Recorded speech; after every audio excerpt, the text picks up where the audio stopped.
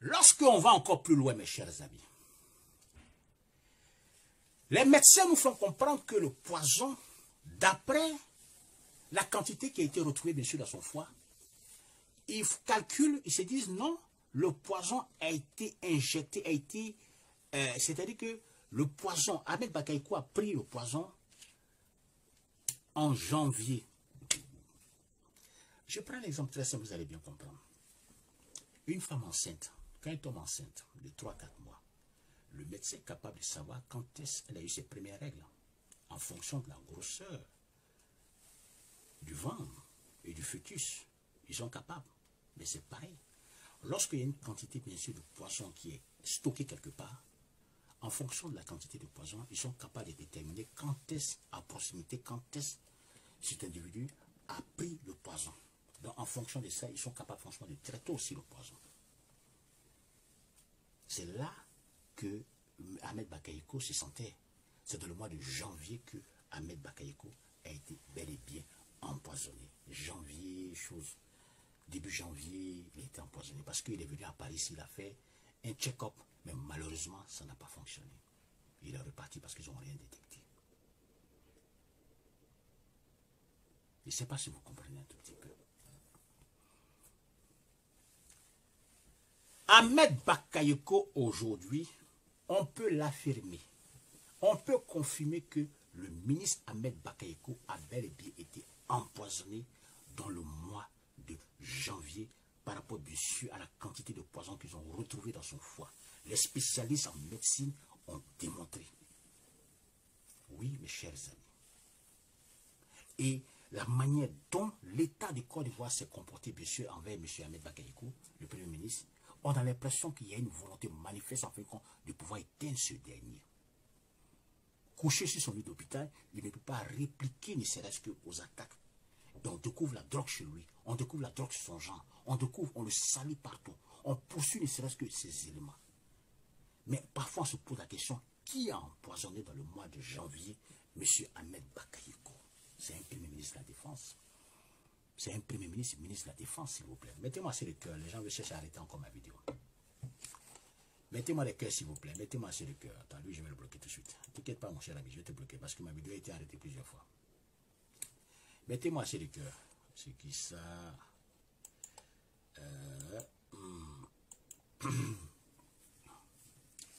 Voilà. Voilà, je l'ai bloqué. Il a bloqué tout le monde, hein, ceux qui mettent les têtes de mots. Donc, M. Bakayoko a bel et bien été empoisonné. Pourquoi est-ce qu'ils ont envoyé son corps en Allemagne? C'est la question qu'il faut se poser. Pourquoi ils l'ont fait? Les services des renseignements, à chaque fois qu'une personnalité importante d'un pays africain, Premier ministre, président de l'Assemblée nationale, président de l'Assemblée se fait soigner, le rapport médical est transmis directement, bien sûr, à l'Élysée. Ils savent. Et l'Élysée sait de toute façon que Ahmed Bakayoko a bel et bien été empoisonné. Mais pour ne pas que ça craigne, ne serait-ce qu'un tollé, bien sûr, avec les journalistes français, ils ont décidé clairement d'expédier ça, bien sûr, en Allemagne. Quel est un journaliste sérieux qui va en Allemagne, franchement, pour faire ses enquêtes? C'est ça le problème. Nous sommes allés, bien sûr, à l'hôpital. Nous avons rencontré, bien sûr, ceux qui sont occupés du corps d'Ahmed Bakayoko. Les médecins eux-mêmes, par rapport, bien sûr, au certificat, ont dit clairement, on nous a expliqué, noir sur blanc, qu'ils étaient obligés de prendre des tissus de chaque organe pour regarder et pour fouiller, pour savoir qu'est-ce qui se passe. Parce que Ahmed Bakayoko avait mal, mais ils n'arrivaient pas, ne serait-ce qu'à détecter le mal de la personne. C'est ça le problème. Parce qu'il n'a pas eu d'hépatite C. Il n'a pas été malade, ce n'est pas une maladie. On fouille dans son sang, on fouille dans son pied, on fouille partout, on ne trouve pas ce poison. Le poison est stocké, bien sûr, dans son foie. Parce que celui, en fin de compte, qui a mis la quantité réellement de ce poison, a mal dosé. Parce qu'en temps normal, le poison qu'on lui a donné, Ahmed Bakayoko devait mourir dans 6 mois, dans 7 mois. Ce sont des poisons qui tuent à petit feu. Vous avez des maladies, vous êtes fatigué, vous avez tellement de choses. Lorsqu'on regarde parfaitement, la plupart des responsables politiques, la plupart des dinosaures qui tournent à l'aspect du pouvoir, le sénateur, le président de l'Assemblée nationale, tous ces gars-là, ils ont ce qu'on appelle la même pathologie. C'est incroyable. Je ne dis pas qu'ils ont été empoisonnés, mais ça ressemble bien sûr aux symptômes, je crois bien, d'un empoisonnement en quelque sorte. C'est ça le problème. Mais c'est lui qui a empoisonné Ahmed Bakayoko, n'a pas pu doser. Il a trop dosé, raison pour laquelle Ahmed Bakayoko est mort le plus rapidement possible. C'est ça qui inquiète pas, et ça a mélangé le problème. Parce que Ahmed Bakayoko ne devait pas mourir dans 1 mois. Il devait mourir peut-être dans 6 mois, dans 7 mois, dans 8 mois. Mais c'est la personne qui s'est occupée. Et son majordome qui a mangé la nourriture subit aussi les mêmes conséquences. C'est-à-dire que du jour au lendemain, ils sont capables en fait de trouver le majordome de M. Ahmed Bakayoko qui a mangé ne serait-ce que la nourriture d'Ahmed Bakayoko. Lui aussi, il a été empoisonné. On se pose cette question. Qui a empoisonné un premier ministre et ministre de la Défense? Il y a 2 hypothèses. On peut empoisonner un premier ministre, ministre de la Défense, si l'ordre vient des services de renseignement et l'ordre a été donné par la hiérarchie. À moins que ce soit réellement un fanatique du côté, bien sûr, de Ahmed Bakayoko, qui en veut, bien sûr, à Ahmed Bakayoko, qui a cherché à le tuer. Mais quelle est la raison? C'est un ministre, c'est un premier ministre. Arrivé à un certain niveau de responsabilité, on ne s'appartient plus. C'est ça que les gens doivent comprendre. Parce que lorsque vous gérez, bien sûr, un portefeuille ministériel, premier ministre, chef du gouvernement, tout ce que vous faites, c'est-à-dire que vos repas, vos déplacements, votre sécurité, la sécurité de vos enfants, vous ne vous appartenez plus. Vous appartenez bien sûr à l'État, bien sûr, d'un pays. Donc on vous doit. On doit vous surveiller, vous protéger. Si l'ordre a été donné franchement pour vous déstabiliser, soit ça vient d'en haut, ou soit il y a un fanatique qui tourne autour franchement de votre maison, qui a injecté ne serait-ce que le poison. Quand je parle du tout de votre cou, en fait, qui vous connaît, qui a fait le travail. Mais qui fait le travail? Comment ce dernier est devenu un kamikaze du président Alassane Dramane Ouattara? Pourquoi son absence, en fin de compte, on poursuit, je crois bien, sa famille. On indexe sa famille d'être les plus grands trafiquants de drogue. Pourquoi son absence, en fin de compte, on refuse de communiquer, de dire la vérité des serait-ce qu'aux Ivoiriens? Puisque tu lui dis ouvertement que c'est votre fils. Est-ce que c'est vraiment votre fils? Pourquoi est-ce qu'on refuse catégoriquement de partager ma vidéo? Les gens cherchent à arrêter. Pourquoi on refuse? Il y a trop d'hypothèses. Je ne dis pas le nom de quelqu'un. Je ne dis pas qui. Je ne suis pas comme Chris Yapi qui va dire telle personne a empoisonné. Non. Je dis que Ahmed Bakayoko a été empoisonné. Il a été empoisonné. Mais la lenteur administrative, le manque d'information et cette information, en fin de compte, le manque en fin de compte de communication de la part de la présidence et de la primature laisse croire qu'il y avait peut-être une volonté manifeste, ne serait-ce que d'éteindre Ahmed Bakayoko. C'est ça que les gens refusent d'accepter. Les docteurs blancs, là, ils savent. Ce n'est pas eux tous, en fin de compte, qui sont le secret médical. On peut leur demander, ils vont vous dire, mais en contrepartie, vous ne dites pas leur nom.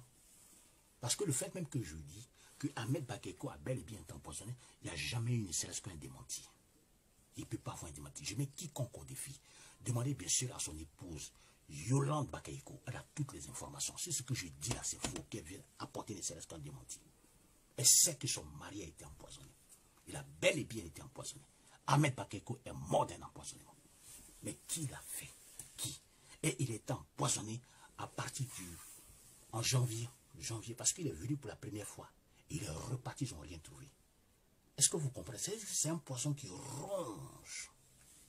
C'est ça l'information que je voulais vous donner. Un homme qui a, durant plus de 30 ans, qui a donné de sa personne, bien sûr, au pouvoir, qui a montré qu'il n'a jamais trahi, ne serait-ce que son mentor, qui est resté fidèle dans les plus maigres difficultés. Il est resté auprès d'Alassane Ouattara.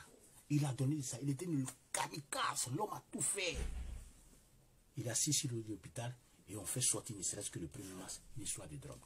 On fait sortir encore le 9 juillet 2020 une histoire de drogue. Cette guerre des clans, dites-moi, à qui profite la guerre des clans? On sort de là. Je ne dis pas que Téné Ibrahim est pour quelque chose, mais Téné Ibrahim fait partie, bien sûr, des services secrets de la Côte d'Ivoire. Est-ce que M. Téné Ibrahim, a-t-il reçu un feu vert de la part, bien sûr, de sa hiérarchie pour faire un travail, pour écarter définitivement le Premier ministre Ahmed Bakayoko? C'est les questions qu'on se pose. Puisque pour assassiner un Premier ministre, il faut l'accord des services des renseignements. Parce que si vous n'avez pas la bénédiction, ne serait-ce que des services de renseignement, mais vous ne pouvez pas faire. Mais toute la Côte d'Ivoire va se déchaîner. Et il faut l'accord des services de renseignement, l'accord de la hiérarchie, de la plus haute hiérarchie. Parce que le Premier ministre n'est pas n'importe qui. C'est ça le problème.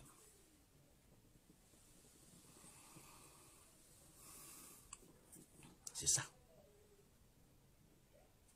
C'est de ça que nous parlons. C'est de ça. Donc, qui a tué Ahmed Bakayoko? Qui l'a tué? Pourquoi ils l'ont tué? On peut, ça maintenant, ça, on peut dire, Ahmed Bakayoko a réussi, ne serait-ce qu'à se faire aimer par tout le monde. Par sa manière, par sa générosité. A réussi à se fondre dans la population.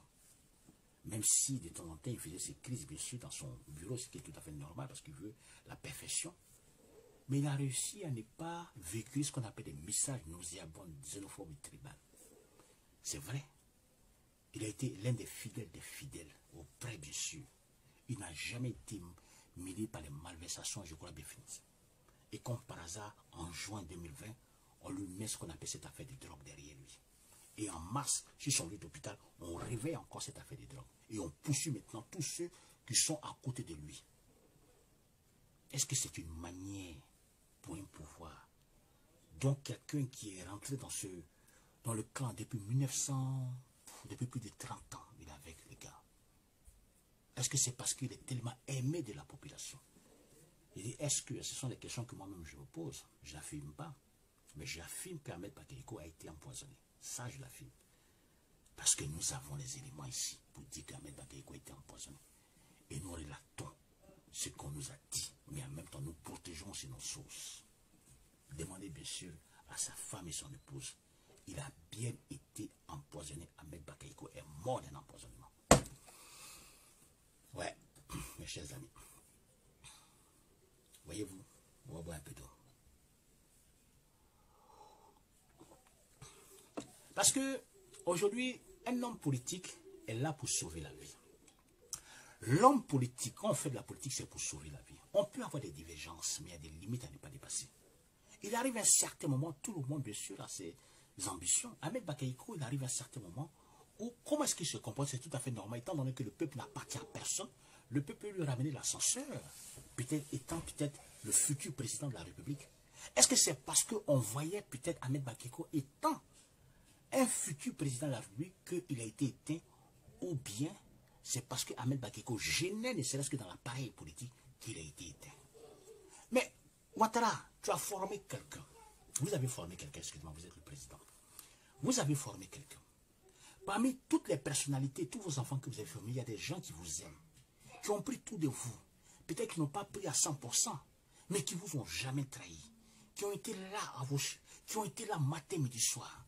Qui se sont fait aimer par la population, qui sont devenus, grâce bien sûr à votre politique, un poids lourd auprès de vous. Lorsqu'on regarde par exemple Ouattara, on le voit même plus, on regarde Ahmed Bakayoko, on dit à cause d'Ahmed Bakayoko qu'on n'a pas envie de faire ça. Les gens se disent, posent la question. Parce qu'il sait parler aux gens, il sait communiquer. Il est ce qu'on appelle votre bouclier. Mais aujourd'hui, ce bouclier-là, qui vous allez mettre? Ahmed Bakayoko descend comme par hasard, on nomme ce qu'on appelle le Premier ministre, le ministre. Patrick Achille n'est pas un poids lourd au PDCI. Il ne pèse rien. Moi, je suis du PDC, c'est de quoi je parle. J'ai été le directeur de presse et de la communication du PDC. Il ne pèse rien. Il ne peut pas avoir la bénédiction des choses. Il ne pèse rien. Mais Ahmed Bakayoko pesait bien sûr au PDC, puisque lui-même, il est au Foutis. Ahmed Bakayoko pesait bien sûr au RHDP. Ahmed était un poids lourd, bien sûr, au FPI. Il était aimé de tout le monde. Il avait l'amour de son prochain. On peut faire de la politique, même si on voit que l'adversaire prend ce qu'on appelle le dessus, en audience, en popularité. Mais c'est naturel. Mais ça, là, tout le monde, c'est naturel. Dans les pays développés, quand vous prenez bien sûr en popularité, celui-là même qui vous a rendu populaire, là, qui a fait que vous êtes populaire, il se met devant vous et puis vous met au devant de la scène. Parce que c'est lui qui vous a fait. Mais pourquoi, lorsque Ahmed Bakayoko est aussi populaire, on cherche ne serait-ce qu'à l'éteindre? Ce sont des questions. Aujourd'hui, le nord de la Côte d'Ivoire est divisé. L'insécurité, est-ce que vous êtes sûr et certain que Ibrahim, même que vous avez mis, est capable ne serait-ce que de régler le problème, franchement, de la sécurité de la Côte d'Ivoire? Auparavant, vous avez un problème, bien sûr, avec Guillaume Soro. Maintenant, là, C'est un problème avec le pro en bac maintenant. Parce que la Côte d'Ivoire, c'est une affaire de pro maintenant. Parce que Guillaume Soro, on peut comprendre que c'est une promesse non tenue, ça peut se régler. Mais la mort, bien sûr. Des choses, on se pose la question, mais qui a fait? Pourquoi mentir ne serait-ce que sur la date de sa mort? Pourquoi faire des communiqués qui ne sont pas justes? Pourquoi dire que c'est mon fils, mais en même temps que le fils, en fin de compte, est malade et sur le lit d'hôpital, on traîne le dossier. On empêche même sa femme de parler. Ce sont les services de renseignement. C'est la France qui ne veut même pas avoir des problèmes, bien sûr, avec d'autres pays, qui ont demandé à ce que son épouse envoie ça, parce qu'il y avait une grève qui l'attendait là-bas, en Allemagne. Pourquoi depuis le 24 où ils ont su que Ahmed Bakayoko avait un problème de foie et qu'on pouvait le sauver, il vivait, il respirait. Il fallait enlever simplement la greffe là. Il fallait enlever le foie il fallait le remplacer. Les donateurs étaient déjà connus. Il y avait la Turquie et il y avait bien sûr. Mais plus les jours passent, c'était très difficile maintenant de faire. Pourquoi? Pourquoi vous faites ça? Pourquoi? Pour une affaire de pouvoir. Pour une affaire de pouvoir. Mais ce n'est pas de ça qu'on parle. Le nord de la Côte d'Ivoire est divisé et j'ai peur pour mon pays. Tant que le nord de la Côte d'Ivoire était stable, toute la Côte d'Ivoire était stable. Et maintenant, là, la Côte d'Ivoire, le nord de la Côte d'Ivoire n'est plus stable. Et j'ai peur que la Côte d'Ivoire ne soit plus stable. Oui, c'est la vérité. On peut écarter des gens, politiquement parlant, mais qui soient vivants. Même le journaliste. On peut dire que Charles Wabé, qui est un journaliste, peut-être raconte des histoires. Mais vous n'allez pas me dire, Jeune Afrique raconte aussi des histoires. Ben Yaba, son ami, a dit clairement que son majordome, il prend même le journal, c'est écrit même dans Jeune Afrique. La crédibilité, bien sûr, du journal. Demain, l'État du Côte d'Ivoire peut porter plainte. Son majordome maigri, celui qui tout moins sa nourriture avant lui, les deux sont aujourd'hui. Mais il y a un problème. Oh, le majordome, quand vous déplacez pour aller quelque part, quand vous le prenez, il doit être là. Il goûte la nourriture. Donc, où il est empoisonné alors dans ces conditions? Dans une réunion. Et qui l'a fait? Aujourd'hui, son majordome est cherché sa Nestor dans toute la Côte d'Ivoire. Parce que ce dernier détient ce qu'on appelle des informations sensibles. Pourquoi est-ce qu'il ne vient pas, bien sûr, dans les hôpitaux pour dire oui, je suis le majordome? Pourquoi il sait qu'on le cherche. Il sait que si jamais les gens l'attrapent, il sait. Mais pourquoi est-ce qu'il se cache? Pourquoi? Et vous pensez que Ahmed Bakayoko qui est parti, vous pensez qu'il y aura la paix en Côte d'Ivoire malgré que vous avez gagné, ne serait-ce que les législatives, à 80%? Non, il ne peut pas avoir de paix. La paix c'est une paix éphémère. C'est une paix éphémère. Ce n'est pas... C'est pas... C'est-à-dire que par rapport bien sûr à vos intérêts, par rapport bien sûr à une bataille sans état d'âme des héritiers du RHDP, pour accéder bien sûr à la magistrature suprême, par rapport bien sûr à des ambitions farfelues d'autres personnes, on écarte bien sûr tout le monde, à commencer par le président de l'Assemblée nationale. Nous aujourd'hui qui ne respire même plus, qui est couché. Aoussou Jano, qui se balade bien sûr avec une bouteille pour respirer tellement, il ne peut même pas remettre ce qu'on appelle de l'air dans ses poumons pour activer ne serait-ce que les fonctionnements de son appareil. C'est impossible. Dibi est parti. Il y a trop de morts. Et pour la première fois dans l'histoire du monde, jamais vu dans l'histoire du monde, le premier pays où il y a 2 premiers ministres qui meurent en bout de 8 mois. Et c'est suspect. C'est suspect. On n'a jamais vu ça. On n'a jamais vu ça. On n'a jamais vu ça dans le monde. C'est surtout en Côte d'Ivoire, dans le gouvernement du président Alassane Dramane Ouattara, où un premier ministre ne dure même pas, il ne fait même pas 2 ans. Pourquoi? Posons-nous de vraies questions. Est-ce que Ouattara est dans une dynamique de conserver le pouvoir et de faire de la Côte d'Ivoire une royauté? Parce que c'est ça. C'est des questions qu'il faut se poser. Parce qu'on se pose maintenant des questions. On commence à en dire, mais attends, c'est vrai que votre petit palabre là de mensonges entre vous, ça c'est normal, tu as doublé Soro Guillaume, bon, tu lui as promis le poste présidentiel, il est fâché, il a crié. Mais là, il y a quelque chose qui se dessine sous nos yeux. Est-ce qu'on veut faire de la Côte d'Ivoire une monarchie où le papa s'en va, il laisse le poste monsieur à son frère, en quelque sorte? Est-ce que c'est ça qu'on est en train d'assister? Ou bien on nous fait comprendre que maintenant, là, c'est plus une affaire maintenant de démocratie, qu'on va régner sans état d'âme par le sang en éliminant, parce que si Ahmed Bakayoko est empoisonné, Mais ce n'est pas les petits ministres comme le Touré Mamadou qui vont résister. En ce moment, ça fait peur. Parce que le message qu'il envoie, que les gens qui ont empoisonné M. Ahmed Bakayoko, c'est un message politique qu'ils envoient directement à toutes les personnes qui sont susceptibles en fin de compte de venir à la présidence qui est venue faire. Si le ministre de la Défense, ministre, mes chers amis, ministre, partagez s'il vous plaît, ministre de la Défense, Premier ministre a été empoisonné. Et là, ils ont détecté que son poison le 24 ici à Paris.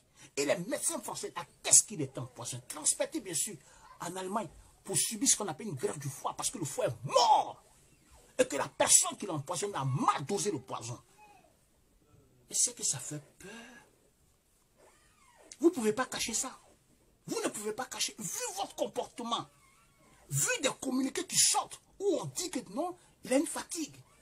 Non, il va revenir. Sachant très bien que lorsque vous avez lancé le communiqué, c'est lorsque vous êtes venu au retour d'Abidjan. Et vous avez dit que non, Ahmed Bakayoko se porte bien, il est simplement fatigué. Il doit bien sûr le communiquer encore et sur les réseaux sociaux. Ce n'est pas moi qui ai écrit, c'est la présidente qui a écrit ça. Pourquoi mentir au peuple de Côte d'Ivoire? Pourquoi ne pas dire qu'Ahmed Bakayoko est dans des conditions temps pour les élections législatives, on reporte. On va s'occuper franchement de notre Premier ministre. Ça doit dire quelqu'un qui a un cœur. C'est ça. Lorsque le président Alassane Ouattara va par exemple à Paris, est-ce qu'il y a un communiqué sur sa santé? Non. Il revient gentiment. Quand il y a un petit problème, automatiquement, lorsqu'il avait ce qu'on appelle un petit problème, bien sûr, où ça? À Paris. Par rapport bien sûr à son dos. C'est nous, à Ivoire Business, nous sommes allés enquêter, nous avons dit qu'il y a une sciatique au niveau de son dos. On dit, mais ça là, ce n'est pas un problème. Il faut dire, il faut communiquer par rapport à ça. Les gens sont sortis de partout. Ah, vous quand j'ai dit non, il est le président de la Côte d'Ivoire. Le rôle d'un homme de presse, d'un journaliste, c'est d'informer l'opinion nationale et internationale par rapport, bien sûr, lorsque la communication de la présidente ne marche pas. Lorsqu'on a dit, le président lui-même s'est levé, il est allé à l'ambassade avec une canne, rappelez-vous à cette époque. Mais on informe. Est-ce qu'on a souhaité, on lui souhaite quand même, mais on informe que voilà sa maladie qu'il a. Aujourd'hui, on a l'impression que bon, les gens cachent. Et ça, ce n'est pas normal. Pour une affaire de pouvoir, pour une affaire d'héritage, on dirait que c'est devenu ce qu'on appelle un royaume. Les gens même sont prêts même à s'éliminer, à tuer, à salir ne serait-ce que la réputation de quelqu'un qui a été là pour quelqu'un durant plus de 30 ans. Ahmed Bakayoko est fidèle des filets de Ouattara. Il a été là pour Ouattara. Sa fidélité est telle que parfois on se pose la question. Pourquoi cette lenteur administrative de la part, bien sûr, de, comment ça s'appelle, du pouvoir à diminuer les sources de survie, à diminuer, à réduire, je crois bien, la vie de M. Ahmed Bakayoko. Pourtant, on pouvait encore le sauver. Mais c'est la vérité. C'est la vérité. Mes chers amis, je n'ai pas dit le nom de quelqu'un qui l'a empoisonné. Je dis qu'il a été empoisonné. Et je répète bien. Je suis un homme de presse et de communication. Tant que je n'ai pas le nom et la personne, qu'est-ce qu'il a eu à faire, on ne peut pas citer le nom. Je ne suis pas Chris Yapi qui indexe directement le nom d'une personne. Moi, je dis et je confirme que Ahmed Bakayoko a bel et bien été empoisonné. Ils ont fait des analyses corps par corps, organe par organe. Ils ont trouvé où était concentré sous le poison.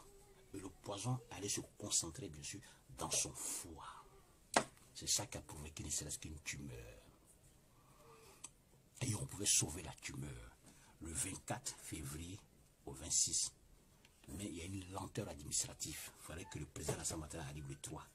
Donc entre le 24 et celui-là, c'est là. À partir du 3, lorsqu'il a constaté le 4, il s'est retourné. C'est là maintenant qu'Ahmed Bakayoko est mort. Donc Ahmed Bakayoko n'est pas mort le 10, il est mort le 4. Et par rapport bien sûr aux intérêts personnels et politiques, ils étaient obligés de laisser passer les législatives, annoncer les résultats propres. Et après maintenant le jour de l'anniversaire, on annonce bien sûr la mort. On n'annonce même pas la mort, hein. On annonce bien sûr que Teni Ibrahim est ministre de la Défense et l'autre est Premier ministre. Et après, maintenant, on annonce. C'est-à-dire qu'on a mis maintenant le dossier d'Ahmed Bakayoko en dernier possible, comme il y avait une volonté manifeste en fin de compte de pouvoir éteindre Ahmed Bakayoko. Mes chers amis, c'était Vabi, hein, je vous demande de partager ma vidéo. J'espère que vous avez légèrement compris. Les gens cherchaient bien sûr à m'arrêter, mais ils ne m'ont pas arrêté. Je vous demande sincèrement de partager cette vidéo. Et je dis bien des choses. Je le souhaite. Et j'espère que Dieu, comme on dit, Dieu ne dort pas. Il y a des gens dans un pays, dans le monde qu'on ne touche pas.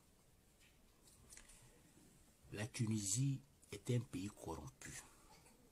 Le président tunisien est resté plus de 30 ans aux affaires. Personne ne le touchait. Il y a un enfant qui s'est immolé simplement parce qu'ils ont pris ses affaires. Ça a fait sauter le président. Ça a fait sauter le président tunisien. Il y a des hommes qu'on ne touche pas dans le pays. Quand Dieu a mis la main sur toi, quand Dieu t'a oint d'une bonté, quand Dieu a permis à ce que tu sois aimé par tout le monde, et que le jour on découvre que ce sont ses propres, c'est-à-dire qu'aux alentours de toi, que tu as été, Dieu lui-même fait ton palabre. Parce que le palabre de Dieu, c'est à travers les hommes. Aujourd'hui, la Côte d'Ivoire sait de toute façon que Ahmed Bakayoko a été empoisonné et il y a une lenteur administrative de la part, bien sûr, de sa hiérarchie. Dieu ne dort pas. La Côte d'Ivoire est divisée. Les ethnies commencent à être divisées. Le Nord est divisé. Le Nord est franchement divisé. Et ça m'étonnerait que les Nordistes restent tranquilles maintenant. Parce que la mort de Ahmed Bakayoko envoie un signal fort, bien sûr, aux gens du Nord de la Côte d'Ivoire, que quiconque qui s'amuse à ce pouvoir, voilà comment ça va se passer. Oui, mes chers amis, c'est la vérité. Je n'ai pas dit le nom de quelqu'un, et j'ai dit.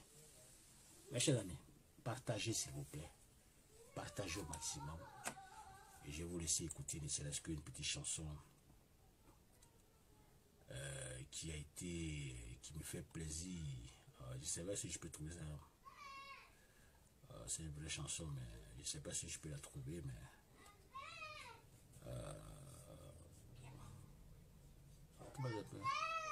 doucement là-bas, hein.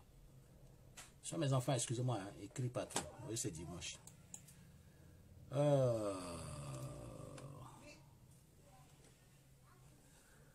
Ok.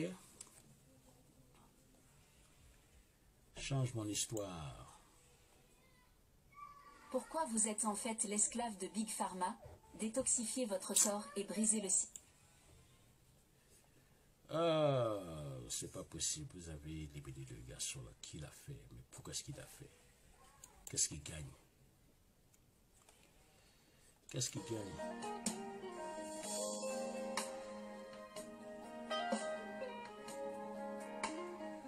Ça me plaît pas là.